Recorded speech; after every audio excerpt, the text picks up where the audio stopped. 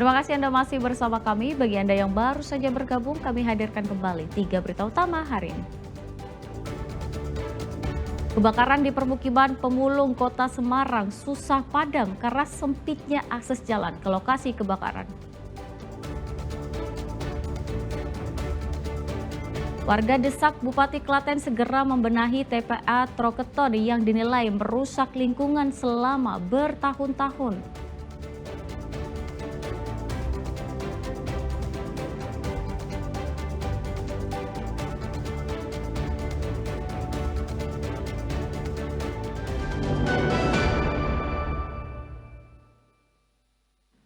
Wali Kota Solo Respati Ardi mendatangi salah satu tempat usaha karena adanya aduan terkait penahanan ijazah pegawai yang telah keluar dari perusahaan tersebut. Respati memberi peringatan keras akan mencabut izin usaha jika masih ada pihak perusahaan yang menahan ijazah karyawan.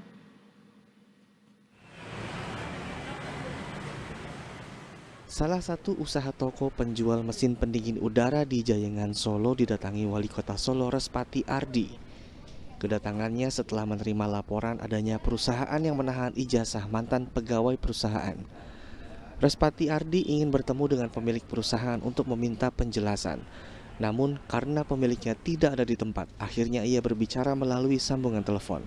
Ada berapa ijazah yang masih ketinggalan ditahan di sini? Ini Pak, banyak yang sudah keluar juga tidak pamitan. Intinya seperti itu. Ya. Terus ada yang Pada sambungan telepon, pemilik usaha menjelaskan alasan penahanan ijazah mantan pegawainya. Menurutnya ijazah tersebut masih di tangan pihak perusahaan karena mereka keluar tanpa pamit. Ada juga yang masih memiliki tanggung jawab yang harus diselesaikan kepada pihak perusahaan. Namun demikian, Respati mengimbau kepada pihak perusahaan agar tidak menahan ijazah pegawainya dengan alasan apapun, sesuai dengan perda yang berlaku.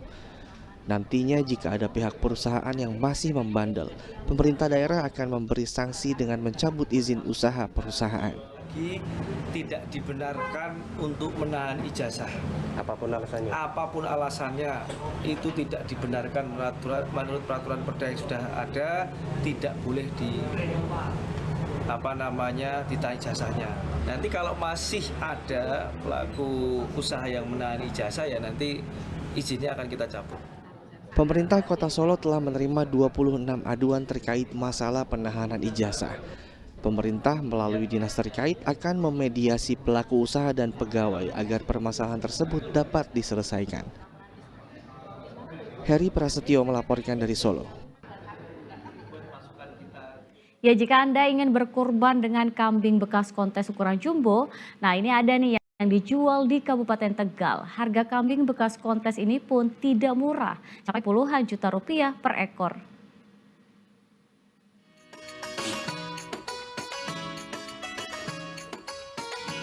Kambing-kambing berukuran jumbo ini bukan kambing biasa.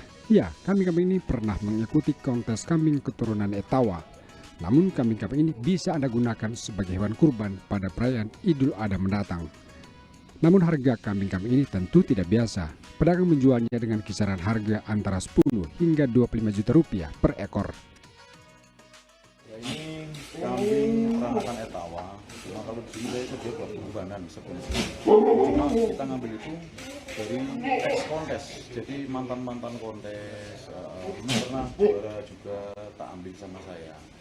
Ini saya butuh buat kurbanan, cuma yang kelas premium. Buat kurban yang kelas premium yang mungkin harganya 10 juta. Berapa? Saya paling murah itu angka 10 juta. Ya lumayan lah, sampai 25 ke atas. Meski tergolong mahal, kambing bekas kontes ini tetap diminati warga. Tidak sedikit warga mendatangi lokasi penjualan di Desa Tembok Pulung, Kabupaten Tegal. Untuk korban. Jadi rencana ini nyoba satu dulu karena memang kalau toh ada rezeki lagi tahun depan ya kesini lagi kayak gitu. Biasanya Bapak kurbannya apa Pak? Dari dulu kambing. Kambing biasa kambing ya? Itu lebih diutamakan ketimbang sapi sebenarnya. Tapi kambing biasa ya Pak? Kambing biasa. Setelah saya lihat sini ternyata wah lumayan. Ya. Kambing-kambing jumbo ini tentu dirawat secara khusus. Selain kebersihan kandang terjamin, pakan dengan protein tinggi pun diberikan sebagai makanan untuk menjaga bobot kambing. Kuncoro Wijayanto melaporkan dari Kabupaten Tegal. Menjelang Hari Raya Idul Adha, harga dan permintaan hewan kurban di Klaten meningkat. Kenaikan rata-rata mencapai Rp2.500.000 per ekor. Harga sapi di Pasar Hewan Prambanan Klaten mulai melonjak pada Rabu pagi. Harga sapi yang biasa dijual Rp20 juta per ekor, kini harganya mencapai Rp22.500.000 per ekornya. Harga sapi rata-rata naik 2 juta hingga Rp2.500.000 per ekor, tergantung jenis dan bobotnya. Selain harga, jumlah permintaan hewan kurban juga meningkat menjelang Hari Raya Idul Adha. Menurut pedagang, lonjakan harga serta permintaan sudah terjadi sejak awal Mei lalu. Pembeli hewan kurban berasal dari dalam maupun luar kota, seperti Klaten, Yogyakarta, hingga Jakarta. Ada peningkatan harga, permintaan harga dan permintaan barang. Untuk keperluan keagamaan itu. Kurang sebulan itu udah mulai pada belanja, tapi ya lonjakannya itu kurang 3 minggu gitu. Ini udah mulai banyak ini. Udah. Kalau harga juga naik ini. Oh, tetap naik. Diprediksi harga jual dan permintaan hewan kurban akan terus meningkat hingga Hari Raya Idul Adha tiba. Krisna Agung melaporkan dari Klaten. Menjelang ritual Jamas, benda pusaka peninggalan Sunda di Kalijaga, para empu dan juru Jamas mulai mempersiapkan minyak suci. Minyak Jamas akan digunakan untuk merawat dan menyucikan benda pusaka berupa 2 keris yang dipercaya memiliki nilai spiritual.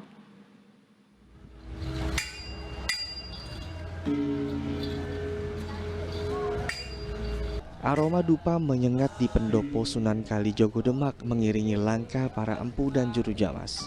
Mereka berjalan mengarak bahan baku minyak lisa sepuh atau jamas yang akan digunakan untuk penjamasan 2 pusaka keris peninggalan Sunan Kalijaga. Untuk membuat minyak suci, para ahli waris melakukan ritual terlebih dahulu. Sebelum datang ke pendopo, mereka berziarah ke makam Sunan Kalijaga dan berpuasa.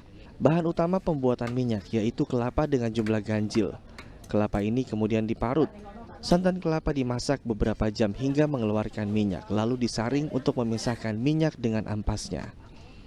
Minyak jamas ini nantinya akan dicampur dengan minyak kelapa murni, bunga melati, bunga kenanga, bunga cendana, serta rempah-rempah sehingga menghasilkan aroma yang memiliki ciri khas tersendiri. Proses pembuatan minyak jamas memiliki banyak syarat makna dan tidak boleh dilakukan secara sembarangan. Pemilihan bahan baku utama dalam pembuatan minyak jamas juga dilakukan secara khusus. Jamasan tadi dari kelapa hijau, ya, dari jumlah ganjil, kemudian kita kelentik dan buat dari minyak yang sudah saya tadi. Nanti minyak itu nanti dicampur dengan cendana, kayu baru, minyak melati, minyak kenongo, dan itu ciri khasnya seperti itu. Jadi harumnya minyak jamas kita punya ciri khas tersendiri. Tradisi ini sudah berlangsung selama ratusan tahun dari leluhur mereka. Menurut Raden Agus, setiap unsur bahan-bahan tersebut memiliki makna dan kekuatan spiritual. Nantinya minyak jamas akan digunakan untuk merawat dan menyucikan keris Kiai Carubuk dan Kotang Ontokusumo yang merupakan warisan pusaka dari Sunan Kalijaga. Prosesi penjamasan akan digelar pada 6 Juni 2025 mendatang atau 10 Zulhijjah. Ali Mustakfirin melaporkan dari Demak. Kita beralih ke informasi selanjutnya. Tabrakan maut menewaskan 1 orang dan melukai 5 orang lainnya terjadi di Jalan Raya Sragen Ngawi, Kabupaten Sragen. Informasi ini kami rangkai dengan sejumlah berita lainnya dalam Top 6 Jawa Tengah sepekan.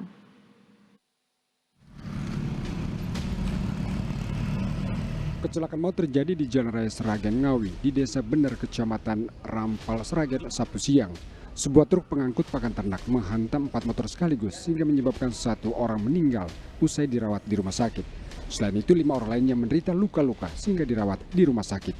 Tabrakan terjadi saat truk melaju dari arah Sragen menuju Ngawi. Diduga karena sopir mengantuk, truk hilang kendali sehingga menghantam 4 motor di depannya. Tawuran brutal terjadi antara dua kelompok pelajar, SMK Negeri 2 Pati dan SMK Tunas Harapan di Jalan Pati Kudus di Desa Mukti Harjo, Kecamatan Margorejo, Kabupaten Pati. Dari rekaman CCTV terlihat, satu kelompok pelajar nekat mengadang rombongan pelajar lain yang sedang melaju kencang dengan motor. Akibat tawuran, satu pelajar tumbang di tengah jalan dalam kondisi luka sehingga dibawa ke rumah sakit Mitra Bangsa Pati. Menurut saksi, tawuran terjadi saat salat Jumat.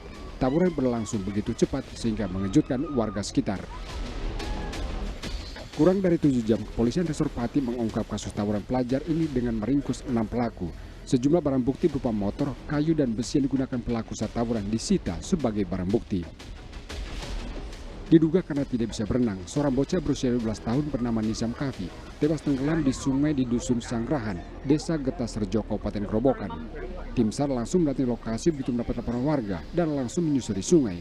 Korban baru muncul dan mengaman di permukaan pada sore hari dalam kondisi sudah tak bernyawa. Peristiwa terjadi saat korban sedang mandi bersama 6 rekannya. Korban berupaya ikut mandi dengan berpegangan tangan dengan temannya lantaran tidak bisa berenang.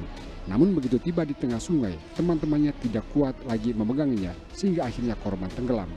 Teman-temannya berusaha menyelamatkannya namun gagal.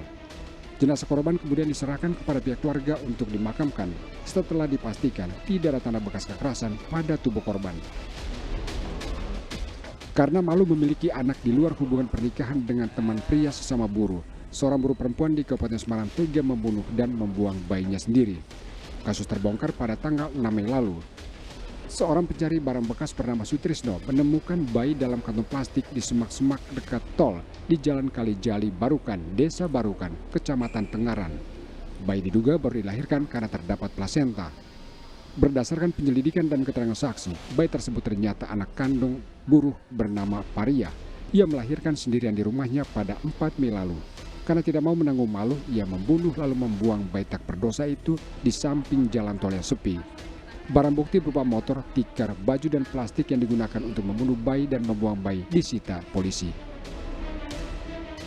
Lagi-lagi karena remblong, sebuah truk tronton bermuatan semen cair menabrak tebing di Desa Kalijambe, Kecamatan Bener, Kabupaten Purworejo, Selasa sore.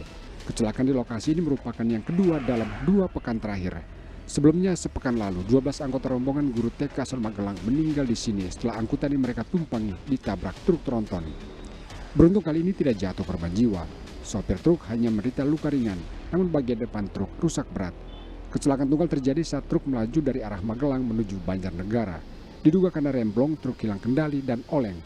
Beruntung sopir sigap karena pada sisi kiri jalan warga sedang mengadakan doa bersama untuk korban kecelakaan sebelumnya.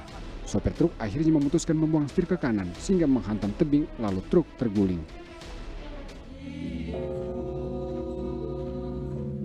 Ribuan umat Buddha mengikuti puncak perayaan Waisak di Kompleks Candi Borobudur, Kabupaten Magelang. Puncak perayaan ditandai pemukulan gong 12 kali. Selanjutnya biksu dan umat Buddha melakukan meditasi yang dipimpin oleh Bante Wongsin Labiko Mahatera. Rangkaian ibadah selanjutnya memercikan air kepada umat Buddha yang mengikuti puncak perayaan Waisak. Ini merupakan momen penting bagi umat Buddha yang menggambarkan 3 peristiwa, yaitu kelahiran, kematian, dan perjalanan menuju kesempurnaan bagi Sang Buddha Gautama. Penutup rangkaian ibadah, biksu dan umat Buddha menjalankan prosesi pradaksina atau berjalan kaki memutari Candi Borobudur sebanyak 3 kali searah dengan jarum jam seraya memanjatkan doa. Malam puncak perayaan Trihari Suci Waisak juga diwarnai penerbangan ribuan lampion. Sebanyak 2.569 lampion diterbangkan sebagai bentuk pemujaan umat kepada Buddha melalui api serta menjadi simbol melepas sifat negatif dalam diri umat Buddha. Penerbangan lampion tidak hanya dilakukan oleh umat Buddha. Mereka berbaur dengan wisatawan di pelataran Candi Borobudur. Namun untuk melepas lampion, umat Buddha serta wisatawan yang datang harus memakai pakaian serba putih sebagai lambang kejujuran dan kesucian hati. Tim Liputan melaporkan. Ya, informasi tadi mengakhiri jumpa kita di Berita Jawa Tengah. Jangan lupa pastikan Anda subscribe channel YouTube Liputan 6 SCTV Daerah. Atas nama rekan yang bertugas, saya Teatrika Putri mengucapkan terima kasih atas kebersamaan Anda. Selamat beraktivitas dan sampai jumpa.